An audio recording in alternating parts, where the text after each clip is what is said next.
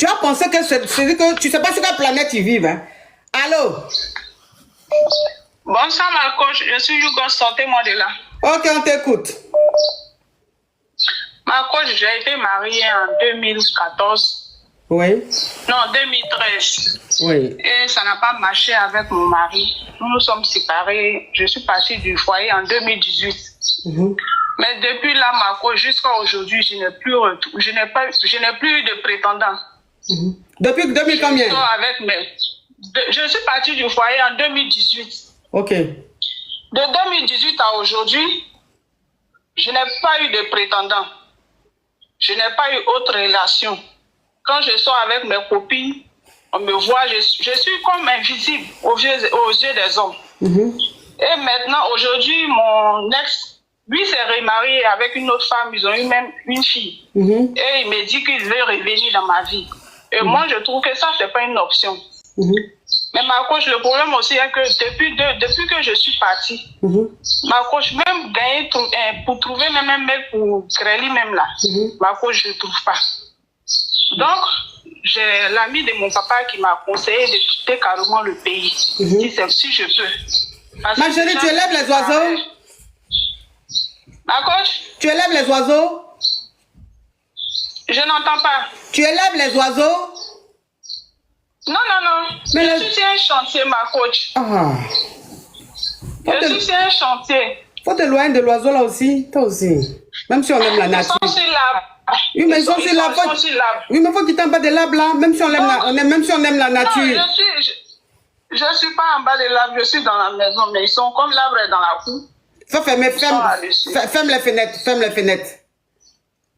Ok, ma coach. Oui. Donc, comme je disais, l'ami de mon papa, parce que moi-même, je suis orpheline de père et de mère. Oui. Donc, l'ami de mon papa m'a demandé de quitter carrément le pays. Oui. Mais ma coach, le problème est que je n'ai même pas d'activité. Lorsque j'étais mariée, je travaillais. Mais après la séparation, j'ai perdu mon travail. Je n'arrive plus à avoir du boulot. Je n'arrive plus à avoir un prétendant. Ma coach, ma vie même est mélangée depuis là. Donc, aujourd'hui, il me demande qu'il veuille revenir dans ma vie parce que quand il me regarde finalement, lui, il a pitié de moi. Mais je trouve que ce n'est pas une option. Donc aujourd'hui, ma question est que est-ce que réellement je dois quitter le pays ou bien je ne sais plus quoi faire, ma coach. Oui, mais pour quitter le pays là, comment tu vas faire pour payer ton transport, pour payer ton billet si c'est par exemple un pays où tu dois monter dans l'avion? Qui va s'occuper de tes dépenses? Justement ça, ma coach. Parce que actuellement, là où je suis, c'est un chantier que j'ai pu prendre lorsque je travaillais. Donc aujourd'hui, je pense un peu... Souvent, il m'arrive de penser à vendre le chantier pour pouvoir partir. Mais en même temps, je me dis, s'il y a tellement de blocages dans ma vie, est-ce que si je vends, et que même quand je vais faire mes papiers, si ça n'aboutit pas, là, j'aurais vraiment tout perdu. Parce que déjà, j'ai quelque chose. Là, actuellement, je suis au chantier. C'est ici. Souvent, je dors. Quand tout va mal, je me retrouve ici seule. Je me repose. Mais si jamais je vends le chantier aussi. Et que... On monte rapidement à 2 millions. La team TikTok, on monte rapidement à 2 millions. Le live est bloqué. On monte rapidement à 2 millions, la team. On clique sur le cœur orange. On clique sur le cœur orange.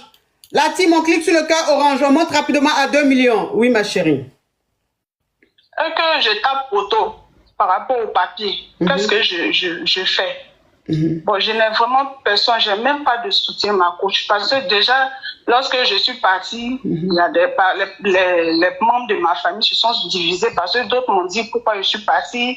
J'aurais dû rester, surmonter, que c'est à cause de tout ça, ils m'ont conseillé de rester. Mais comme déjà, ils pensent, lui-même, il a dit que c'est parce que je travaille que j'ai eu le courage de partir. Donc, tout le monde, c'est leur mentalité parce que je travaille. Le foyer, c'est comme ça, on supporte tout et tout. Et ma coach, aujourd'hui, je suis partie.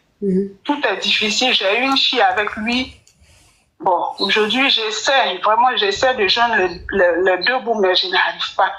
Aussi, côté relation aussi, je trouve personne, ma coach. Je peux taper 4 ans, 3 ans. Il n'y a personne, ma coach. On te dit même pas bonjour. Ma coach, je dis, je sois avec mes camarades. J'ai des amis même qui me mettent en contact avec des personnes. quand on s'écrit une fois, deux fois, la personne ne m'écrit plus. J'essaie de forcer, après je vois que ça ne prend pas. Donc je laisse tomber. Je laisse tomber, puis je suis là comme ça. Je suis là comme ça. J'essaie. Franchement, j'ai même une fois pensé à Medja, mais après quand je pense à ma fille, je me dis, mais qu'est-ce qu'elle va devenir? Donc je préfère encore tenir, mais franchement, ma coach, ça devient difficile de jour en jour. Est-ce que depuis que tu es parti de ton mariage et où ta situation, ta vie est devenue pénible comme ça, comme une sorte de poids sur ta vie, est-ce que tu as essayé d'aller à l'église? Est-ce que tu as essayé d'être suivi par un homme de Dieu, de prier sur toi, de te désenvoûter ou je sais pas, est-ce que tu as essayé d'aller à l'église, de faire tout ça? Ma coach, j'ai essayé à plusieurs reprises. Mais même récemment, j'ai croisé un homme qui m'a dit qu'il allait prier pour moi, il allait m'aider. Mais en retour, lui préfère m'épouser parce que lui, quand il regarde la situation, j'ai besoin d'être encadré. Et si lui il prie pour moi, bien sûr, lui fait des choses pour moi, que je dois partir, c'est comme si je serais toujours dans la sauce. Donc, ce qui est mieux, c'est que lui me pousse. Je lui ai dit, si tu veux m'aider, il faut m'aider. Mais pour m'épouser, là, je souhaiterais que tu laisses écouter. Et depuis lors, il n'en parle plus. Du coup, je suis là, j'essaie toujours de trouver des solutions. Quand je vois les astuces sur TikTok, j'essaie, mais rien ne marche. Ok. Rien ne marche. Ok, ma chérie. Dans ce que tu as expliqué là, je vois que c'est pas simple. C'est spirituel. Tu comprends? C'est spirituel parce que depuis que tu as quitté ton foyer, depuis que tu t'es séparé de ton mari, ça fait 4 ans ou 5 ans. 6 ans. Voilà, ça fait 6 ans. Depuis que tu as quitté ton foyer, tu es comme transparente. C'est-à-dire que tu vas beau te maquiller, beau t'habiller, tu vas sortir avec tes copines. Elles, on les regarde. Toi, en fait, tu es carrément transparente. Et jusque là, même bonjour.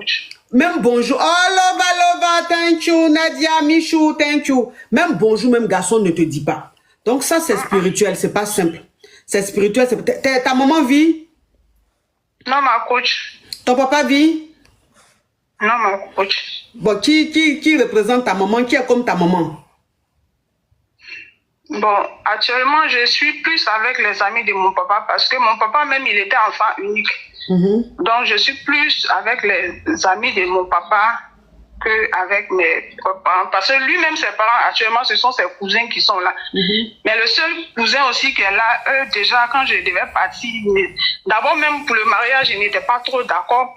Et après, quand j'ai voulu partir aussi, ils n'étaient pas trop d'accord. Donc, souvent, quand je suis confrontée à des situations, ils me disent que non, c'était pour éviter tout ça. On t'a dit non, il faut rester dans ton foyer, mais tu as décidé de partir.